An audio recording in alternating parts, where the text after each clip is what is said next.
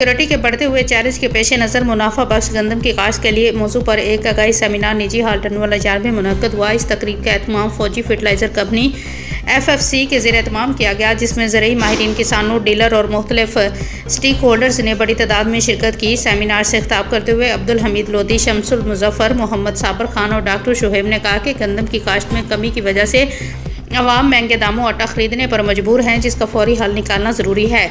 FFC पूरे मुल्क में आबादकार भाइयों को सहूलियात फराहम कर रही है और इसका मकसद सिर्फ यूरिया खाद की फ़रोख्त नहीं बल्कि किसानों को ज़्यादा से ज़्यादा फ़ायदा पहुँचाना है।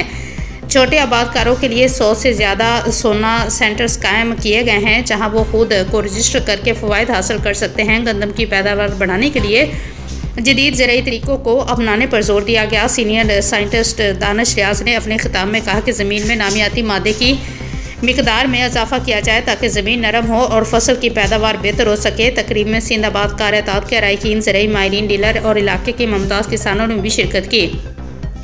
मुकर्रीन ने हुकूमत और मुतल्लिका अदारों से मुतालबा किया कि गंदम की जदीद काश्तकारी के फ़रोग़ के लिए मज़ीद इक़दाम किए जाएँ ताकि पाकिस्तान ग़ज़ाई सलामत के बहरान से महफूज रह सके।